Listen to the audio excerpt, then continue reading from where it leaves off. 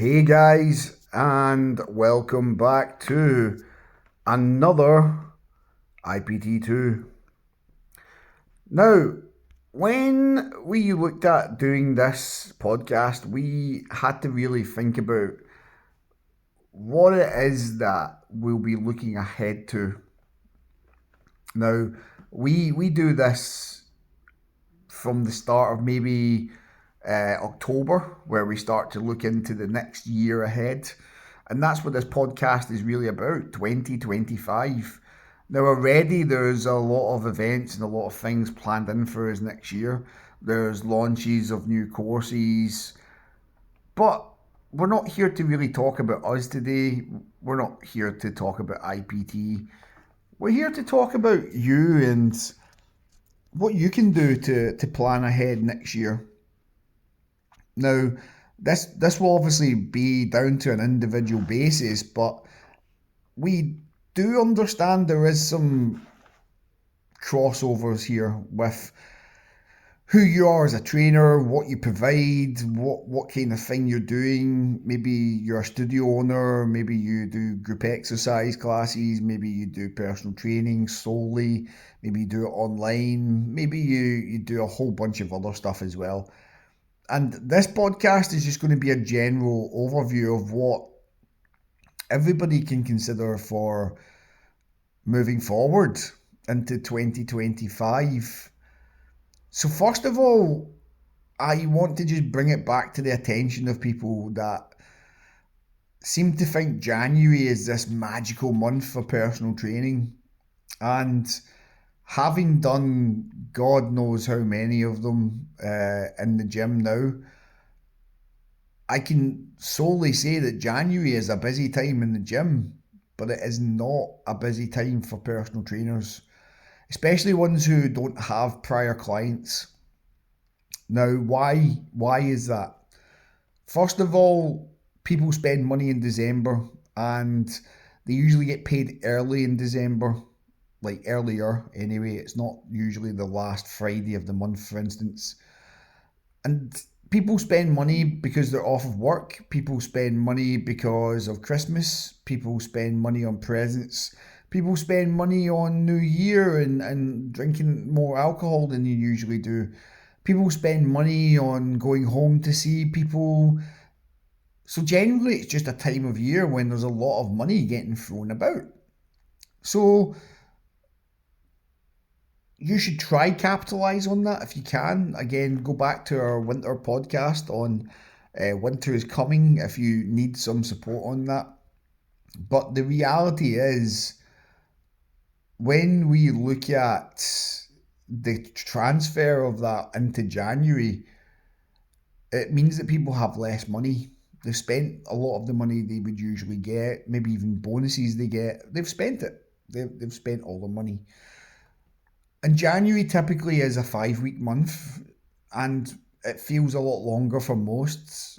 There's a cost of living crisis currently, and it means people will probably be more frugal with their money. And we will see people typically not spending money in January that they don't have to. And that's been the case for so many years, but it's going to be even more prevalent this year. So, what can you do to counteract that?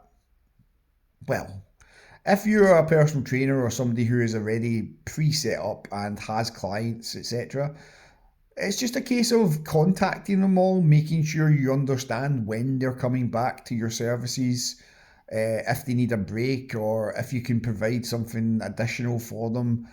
It's making sure that no matter who you are marketing in January. January is a big marketing month. We will launch a course in January as well, but our marketing will be done throughout January for that course. We will market it from now when you hear this podcast, all the way through December, all the way into next year, right up until that course starts. And you should be doing the same for your personal training business or whatever business you're running. to make sure that when people do get paid, you're at the forefront of their mind, because people will spend the money because it's not as much to get into the gym. But by the end of January, they probably will be struggling. So, what marketing will you be doing during January? Can you promise people that you'll keep a space for them? There is many things you can do to plan that ahead. January will be a big marketing month. Take it as such. And if you do get any sales, great, you've done well. But I wouldn't be looking at sale in January, because typically that's when people don't have the money. Then we come to February, and we have to be very careful about February. February, when we hit the middle of the month, will mean that there is another big spend on the go because of Valentine's Day. So we can have offers ready for Valentine's Day. We can also forgo it because it might not be part of what you naturally want to do, and that's fine, but we need to be aware of it. So those 2 weeks, the last week in January, the first week in February, are a very important couple of weeks for setting yourself up for success in the coming months. Now, after you get into Valentine's Day, there is going to be a drop. And again, we see peaks and troughs through the year of what happens, but I'm delving a little bit deeper today into how you can plan ahead. So we look at things like February and Valentine's Day, and we know there's going to be a drop the week prior to and probably the week after Valentine's Day. It's when people don't have money to spend. So, can you better utilize your time than just trying to sell at that point? That's where you probably want to be out in the gym floor, creating relationships, getting people who need the help, giving them that help. And then at the end of the month, when people get paid again, that's when we look for those people to come and buy your services. Now, obviously, you'll get people who get paid every 4 weeks, every month, every 2 weeks. So it doesn't mean that there will never be sales in those weeks, but we just do tend to see a little bit of a dip. We then move into March, and usually in March, we're looking at a month of best selling. This is where you can market and sell very well, because we can start to get people future focused on looking good for their summer holidays, on the fact that Easter is going to be coming up soon and they need to be prepared for it. So, getting their exercise and nutrition on point is a good thing. And just so many other aspects to kind of go with that you can think of for your marketing. There will be loads of unique things that you guys will want to do as well. But March is a really good month. It's a solid month. You get almost the entire month before an event. And that event usually is at the end of the month, and it's usually Mother's Day. We usually have Mother's Day and Easter very close to each other. So again, it's hard to do sometimes if you want to get people to buy massive packages in the month of March. They might not be able to, because they do have an eye on these smaller events at the end of the month. But also, people tend to want to enjoy themselves and start saving for holidays in March. So there can be that as well. But March in the whole usually is a good month, as is April and May. Now, there's no big things to highlight so much in April and May. They are just consistently good months usually, and usually at the kind of beginning of May point, you are going to be at the peak of the beginning of the year. And it is after maybe mid-May that we start to head back down into the trough. And that's because typically people go on holiday at the later times in May. School holidays start depending on where you are in the country. June and July tend to be months where people are outdoors more, or traveling more, or doing things with their kids, or all sorts of different things that people do during the summer months that are different from the winter months. So we have to take that into consideration and market for that and make sure that just because the gym might not be as busy every day, that we shouldn't be there every day taking the opportunity to speak to people. The biggest thing personal trainers struggle with when it comes to sales is finding time to actually do marketing on the gym floor. Nowadays, a lot of them will try market online, but your biggest tool is always going to be you and your personality that you put in front of somebody. So yes, have your holidays. Yes, do things that allow you to have a life, but also remember, don't just quit being in the gym because it's not as busy. I personally have got clients when the gym has been very quiet because I was the only person there. I was the only person that people would speak to. I was the only person that took the care to ask if anybody needed help and support. Be that person and you will get more clients. And then obviously at the end of July, we head into August. August is a month when we start to come back up towards a peak. August is a very solid month. Again, the marketing there should be really focused around people coming off the back of holidays. You tend to find people still go on holiday in August, and the schools, universities and stuff are preparing to go back. So sometimes people won't have the money to do personal training at these times of year, but coming into the following month, September, yes, we should be looking at sales and what you're going to do to get those sales and set yourself up for the end of the year.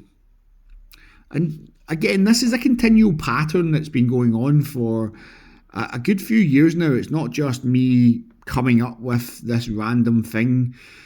We have these peaks and troughs. We have the peak in February, we have the peak in May, we have the peak in September, and then we go back into that peak in February again.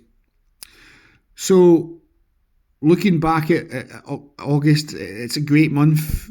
People are getting prepared.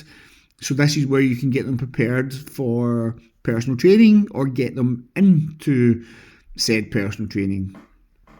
We look then at September, and that is the month where most people don't have to deal with childcare anymore if they had kids during the summer holiday. They don't need to deal with being out of the country, because a lot of people who were out of the country are now finished with their holidays or have come back to university, for instance. And we have a lot of new beginnings as well. We have maybe the younger generation who are now looking to the gym, and again, they will be looking for help and support, so you should be also including them in your marketing. And once you get through September, because September is an extremely busy month, you will see a lot of new faces in the gym as well. We then get into the month of October, and that's when big events start happening again. Very quickly you will find yourself gearing up for Halloween. And Halloween can be a place to really help sell your services, make sure that you're out there and in people's faces as such, and just making people more aware of who you are. We hit November, we've got fireworks night here in the UK. We also have the end of November as well, where there's quite a few events. And then we're looking at the middle to the end of November, where we start to see Christmas nights out. So if you have done some capitalisation, you might have already came up with some marketing for that kind of thing, like get fit and healthy for your staff night out, or look great on your staff night out kind of thing. Talked about this before. It's not a new subject.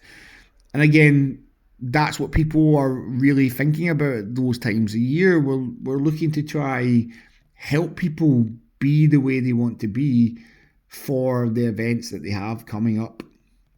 And then obviously the big one, we head into December, and pretty much by mid-December we have the complete shutdown of the country.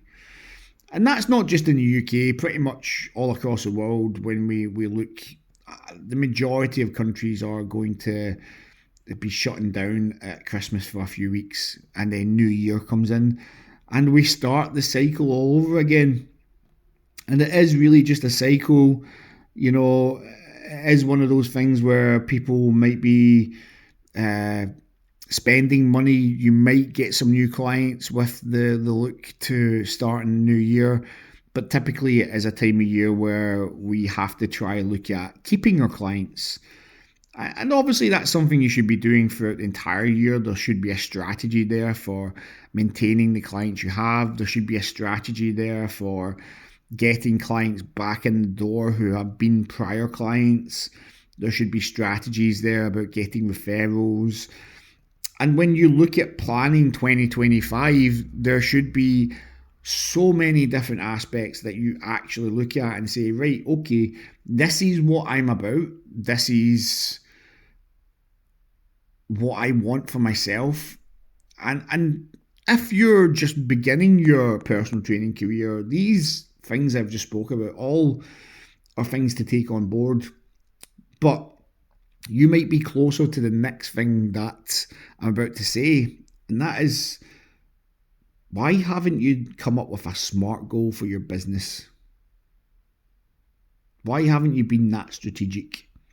Why is it that if I was to go to an actual business and ask them what their projected sales are for 2025, they would tell me? But if I ask a personal trainer, they cannot. This is a big thing to look at. The people who are strategic minded and actual business focused will ultimately have a better chance of success. And doing a SMART goal for your business is not a bad thing. It might not be a good thing for you either. You might just not use it, but if you've done it, at least you can kind of have an idea of what you need to do. Then you can start to work out, well, what do I plan in each day? Then you can start to strategically look at the hours you're doing, where your free hours are, and what you're going to be doing hour by hour. Instead of sitting in the back, playing on your phone, doing Instagram scrolling, doing TikTok videos, not utilising your time properly, not training properly, not doing your food prep, saying you don't have time for anything. Let's plan this in. Let's get some SMART goals on the go. Let's make sure that your business is set up for success for 2025. Let's actually do some predictions on your business and what kind of money you think you're going to make next year. Let's make sure that we are able to actually run a business like a business and not just say, I'll just pay whatever I need to pay when it comes up. That's not how things work, and that's not a good way to be operating as a personal trainer. So let's wrap it up like we're going to be doing with our presents. 2025 could be an absolutely amazing year for you and your personal training business. Could be an amazing year if you think about becoming a personal trainer, because we still need more of them in the industry. There are so many people coming and going. You're going to see a big influx of people into the gym next year who've never been to the gym before. You're also going to see a lot of online coaches getting found out for their services because it's just not sustainable. £400 or £500 for a couple of months is just ludicrous money, and people will stop paying it because they're not going to get results. Online training can be a great place to be if you're a good coach, but typically just anybody who's got a personal training qualification, or even some who don't, put themselves out there as an online trainer nowadays, and typically they can make a lot of money. We see it all the time, but we also see a lot of the time that it isn't sustainable. The business model requires so much additional effort to actually be a success. And I'll be perfectly honest, I'm not a big fan of online trainers and what they do, because I understand the tactics and marketing and things they do behind the scenes that for me makes it more of a kind of charlatan's business. But that's just me. I prefer the good old school training a person, coaching them properly, building relationships, seeing how they move. I advocate that. I think that makes you a great professional if you can get good at that. And then when you're a great professional, the online space may be somewhere you should pursue to kind of get a bigger audience. But I digress. Hopefully, this stuff is really helpful to you in thinking about how you're going to plan 2025. And if you do need some support and help with planning your year ahead, then please do let me know. There is always somebody here willing and able to help you with what you need when it comes to anything fitness related. So, till next time, we are building up to the end of the year. I hope you guys are all enjoying yourself and maybe you can take a little bit of time for yourself and your own well-being in the next coming weeks. We only have 4 podcasts left for this year, and I really hope that you'll join us for the last ones. Remember to tell your friends about this podcast in the fitness industry. Remember to subscribe and listen to us wherever you hear us, be it on YouTube here or any other services where podcasts are found. Till next time, guys, take care and we'll see you soon.